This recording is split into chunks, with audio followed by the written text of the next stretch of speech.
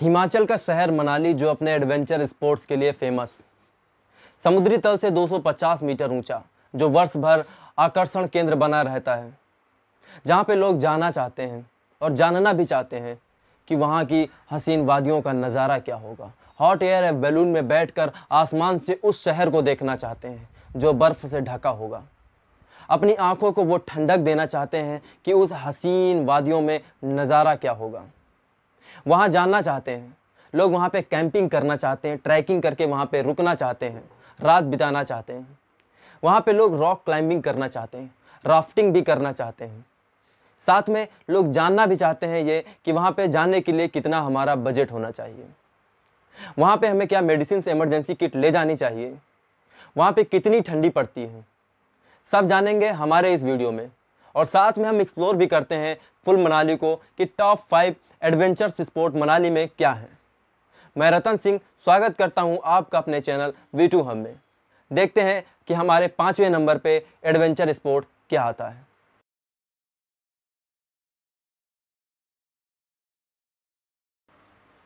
Adventure sport Manali में हम 5वें नंबर पर एक्सप्लोर करते हैं ट्रैकिंग और कैंपिंग को, यानी कि एक रास्ता जो पहाड़ियों पर चलता हुआ जाएगा, जिसमें बहुत सारे पत्थर मिलेंगे, एडवेंचरफुल रास्ता होगा, झाड़ियाँ मिलेंगी, पेड़ मिलेंगे।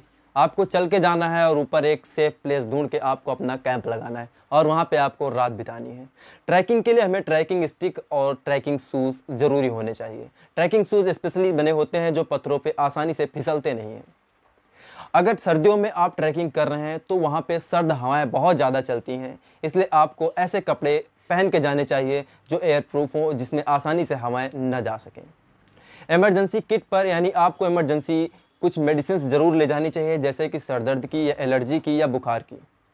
कुछ मेडिसिन आपको अपने साथ ज़रूर कैरी करनी चाहिए।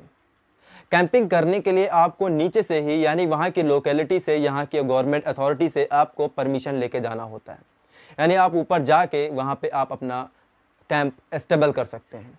कैंप अगर आपके पास खुद का है तो आप अपना कैंप लगा सकते हैं, अगर आपके पास नहीं है तो आप उसे रेंट पर ले सकते हैं।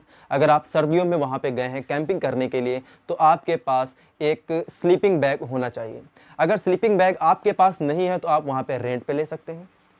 साथ में हम आपको बताते हैं कि खीर गंगा ट्रैक और चंद्रशिला ट्रैक, जहाँ से आप अपनी ट्रैकिंग और कैंपिंग दोनों कर सकते हैं। ट्रैकिंग कैंपिंग करने के लिए मनाली से ये दोनों ट्रैक बहुत पॉपुलर हैं।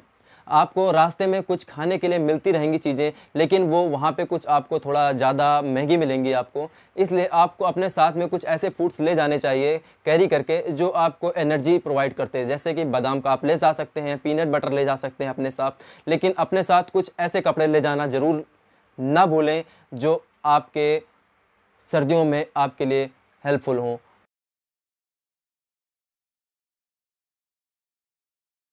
मनाली में हम चौथे नंबर पर एक्सप्लोर करते हैं स्नो स्कूटर और स्कीइंग, जो सोलांग वैली और रोहतांग वैली में होती है। वहाँ पे प्राइवेट अथॉरिटी होती है जो आपको डेंजरस जोन से बाहर यानी आपका एक सेफ जोन बताती हैं कि आप यहाँ पे आप स्कीइंग कर सकते हैं, आप यहाँ पे स्नो स्कूटर राइड कर सकते हैं। जिसके लिए स्नो स्कूटर के लिए वहाँ पे कुछ रेंट परचेस करना पड़ता है जो अफोर्डेबल होता है, आप कर सकते हैं। दुनिया भर से पर्यटक वहाँ पे सिर्फ स्कीइंग करने के लिए हमेशा आते हैं। सर्दियों में तो यहाँ से जनवरी से लेके दिसंबर वगैरह फरवरी तक बहुत लोग वहाँ पे स्कीइंग स्कूटर स्नो में ड्राइव करने के लिए बहुत आते रहते हैं।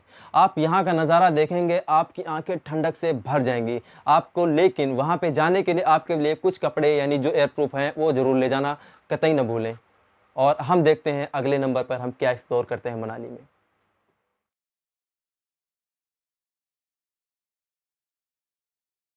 एडवेंचर स्पोर्ट मनाली में हम तीसरे नंबर पर एक्सप्लोर करते हैं जिप लाइनिंग और रॉक क्लाइंबिंग। यानी जिप लाइनिंग जो हमारा है रोहतांग वैली में है, जो ज़मीन से 508 मीटर ऊंचा है, यानी जो लगभग 5 से 4 किलोमीटर के बीच के दायरे में बना हुआ है। एक रोप वे है जिसमें हम बैठ के 508 मीटर ज़मीन से ऊंचे शहर का नज़ारा देख सकते हैं। जहां पे जाने के लिए वहां की प्राइवेट एजेंसीज जो हैं कुछ चार्ज करती हैं, बट हमें सेफ्टी बेल्ट के साथ साथ वहां पे ले जाती हैं। अब दूसरा देखते हैं रॉक क्लाइंबिंग। रॉक क्लाइंबिंग में प्राइवेट एजेंसी के थ्रू वो भी होता है जहाँ पे हमें सेफ्टी बेल्ट से बांध दिया जाता है और उसके बाद हम पहाड़ों पे यानी पत्थरों पे हम रस्सियों के सहारे ऊपर रोप से उस पर क्लाइंब करते हैं।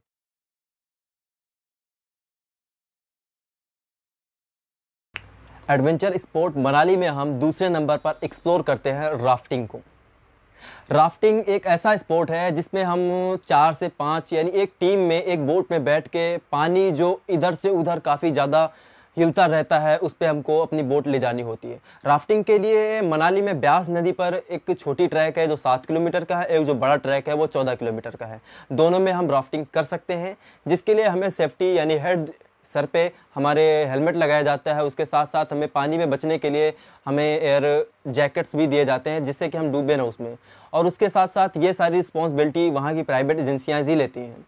वहाँ पे जाने के लिए कुछ चार्ज होता है जो चार्ज थोड़ा ज़्यादा अफोर्डेबल होता है, इसलिए आप वहाँ पे अगर जाना चाहें तो कभी कभी आउट सीज़न जाएं। जैसे कि समर में जाते हैं आप तो वहाँ पे चार्जेबल ज़्यादा होगा क्योंकि वहाँ पे लोग टूरिस्टर ज़्यादा आते हैं पानी में। लेकिन अगर आप वहाँ पे अगर वहीं विंटर में जाते हैं तो आपको वहीं पे चार्ज थोड़ा कम पड़ सकता है। लेकिन आप वहाँ पे अपनी मेडिसिन ले जाना कभी ना भूलें, क्योंकि आप पानी में ट्रैक करेंगे तो आपको सर्दियों में बुखार ज़रूर आ सकता है। इसलिए आप अपनी मेडिसिन अपने साथ इमरजेंसी में ज़रूर रखें, क्योंकि अगर वहाँ पे आप किसी प्राइवेट डॉक्टर के पास जाते हैं तो वो आपसे अपने मनचाही फीस ले सकते हैं, लेकिन आप अपने हिसाब से अपना सोच सकते हैं। अगले एक्सप्लोर में देखते हैं कि हम फर्स्ट नंबर पर क्या एक्सप्लोर करते हैं।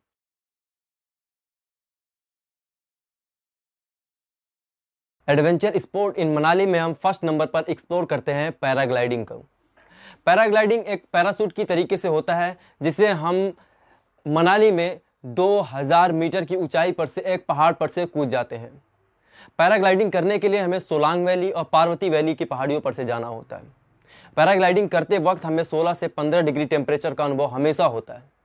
अगर आप ठंडियों में पैराग्लाइडिंग कर रहे हैं तो आप ऐसे कपड़े ज़रूर रखें जो एयर प्रूफ होते हैं।